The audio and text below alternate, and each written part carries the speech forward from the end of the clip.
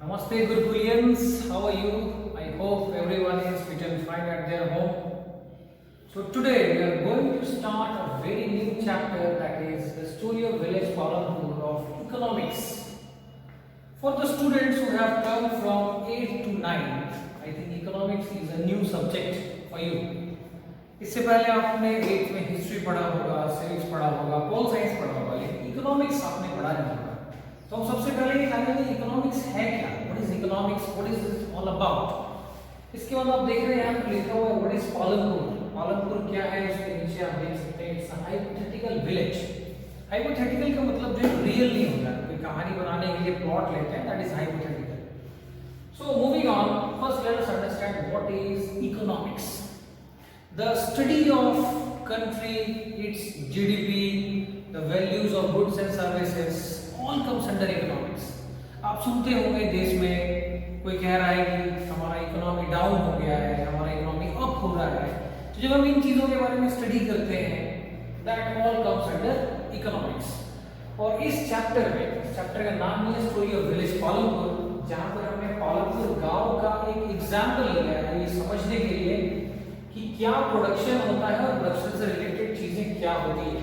जैसे किसान खेतों में अनाज ग्रो करता है, उसे मंडी में बेचता है, मंडी से वो फैक्ट्रीज में जाती है, फैक्ट्रीज में वो गुड्स प्रोसेस होती है। तो कैसे हम गुड्स को प्राइमरी, सेकेंडरी और टर्शरी सेक्शन में क्लासिफाई करते हैं। इसके अलावा बहुत सारे रिसोर्सेस जो हम यूज करते हैं।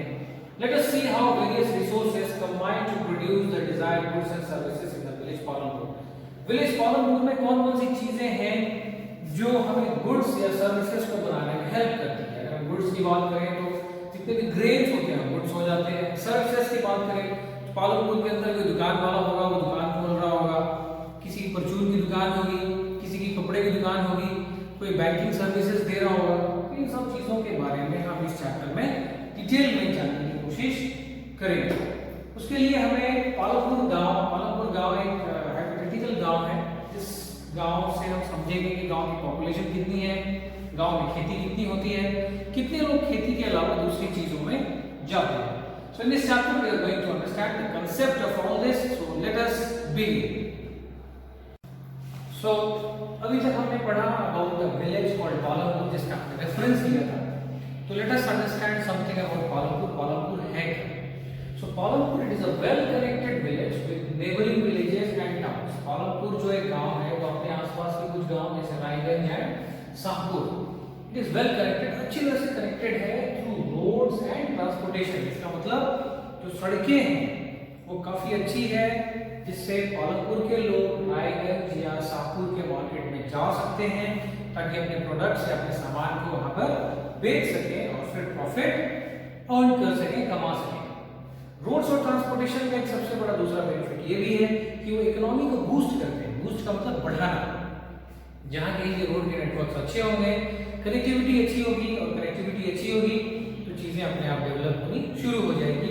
और यही आज के डेट में आप सबसे बड़ा डिफरेंस देख पाते हैं between town and village. Towns क्यों डेवलप होते हैं? टाउन्स डेवलप इसलिए होते हैं क्योंकि टाउन के अंदर रोड की कनेक्टिविटी अच्छी होती है, इलेक्ट्रिसिटी का कनेक्शन होता है, दैट इज व्हाई बहुत सारे सेक्टर्स जो होते हैं टाउन में वो डेवलप होते हैं। बहरहाल हम यहाँ पर पालनपुर से ही समझेंगे। दिस विलेज, पालनपुर की दूसरी स्ट्रक्चर, यहाँ पर कितनी फैमिलीज रहती है? यहाँ पर 450 फैमिलीज है जो कि डिफरेंट कास्ट से बिलोंग करती है। हम जानते हैं कि इंडिया में एक बहुत बड़ा सिस्टम है जिसे कास्ट हायरार्की या कास्ट डिवीजन कहते हैं। इंडिया के अंदर पालनपुर के अंदर 450 फैमिलीज है जो अलग अलग कास्ट से बिलोंग करती है, जिसमें 80% of the upper cast family, जिसमें ज्यादातर जो फैमिलीज है वो अपर कास्ट से हैं, जिसे आप ब्राह्मण्स कह सकते हैं, राजपूत कह सकते हैं। They belong to the upper caste and own majority of land in the village. इनका गांव में सबसे ज्यादा जमीन उनके पास है। अपर कास्ट के बाद जो सबसे नीचे का कास्ट आता है, एससीज या फिर जिसे दलित कहते हैं, दे कंप्राइज 1/3 ऑफ द पॉपुलेशन। वो पॉपुलेशन का 1/3 है, 450 फैमिलीज का 1/3 पॉपुलेशन है, इतनी दलित की फैमिली है। और वो शहर के गांव के कोने में रहते हैं और उनके घर भी काफी छोटे छोटे हैं as compare to upper caste families. इसका मतलब ये हुआ कि पालनपुर के अंदर जो ज्यादा लैंड ओइंग लोग हैं, they belong from the upper caste families. जो बड़े बड़े लोग हैं उनके पास सबसे ज़्यादा ज़मीनें हैं, और ऑब्वियस सी बात है जिनके पास ज़्यादा ज़मीनें होंगी तो खेती भी अच्छी होगी, सरप्लस गुड्स होंगे तो कभी ना कभी हम इन गुड्स का इस्तेमाल करके दूसरी चीज़ों के लिए भी कर सकते हैं। जो एससीज हैं, जो दलित्स हैं, जिनके पास छोटे मोटे जमीन है या छोटी मोटी खेती है, वो खेती तो करते हैं, लेकिन अपार्ट फ्रॉम दैट उन्हें साल भर के लिए कुछ ना कुछ दूसरा काम भी देखना पड़ता है गाँव में। और वो ये जो एससीज या दलित्स हैं, ये इन 450 फैमिलीज में से जो अपर कास्ट फैमिलीज हैं जिनके पास ज़्यादा जमीन है, वो इनके यहाँ काम करते हैं और अपना गुजारा चलाते हैं। तो पालमपुर के अंदर और क्या क्या फैसिलिटीज हमें देखने को मिलती है। हर एक लोग तो फार्मिंग में पालमपुर में हो नहीं सकता, या हर एक लोग के पास फार्मिंग हो नहीं सकती। तो अब हम ये देखेंगे कि पालमपुर में फार्मिंग के अलावा लोग और क्या क्या चीजें करते हैं। Okay, that will see now. Now we'll see the facilities in village Palampur. What are the facilities that makes Palampur a developed village, right? So the very first facility is good connectivity of roads. Palampur has a very well connectivity of roads with the neighboring villages, which allows the natives of the Palampur to sell their goods into another village or to connect themselves with the nearby towns. The second thing is availability of electricity. As you know, electricity is the most important thing that we are using in our today's life to grow, to develop. Without the use of electricity, we cannot imagine our life as a modern one. Electricity helps in farming, and the people of village Palampur gets the benefit of electricity, and with the help of electricity, they use to run their tube wells, which helps in irrigation, as a result of which they grow surplus amount of crops, which helps them to save a lot of money after the crop is sold to the market. Third thing is 2 primary school and a high school. As we all know, in today's time, if we are not educated, we are not developed. So to develop the people or to develop the students of Palampur, primary schools and a high school is there from which they can get the schooling, and in future, in near time to come, instead of becoming an liability, they should become an asset for the country. Primary healthcare center and private dispensary. We know that health is the immense part of a human's life. It says that a healthy mind lies in a healthy body. So if you are not healthy, you are not well, you cannot be a developed one. So it has a facility of dispensary where people get first aid health facilities and basic medicines. Government also provides some essential medicines, some injections to the people so that their health care should be improved and people should be immunized one. So basically what conclusion, क्या conclusion हम draw करते हैं इन चीज़ों से?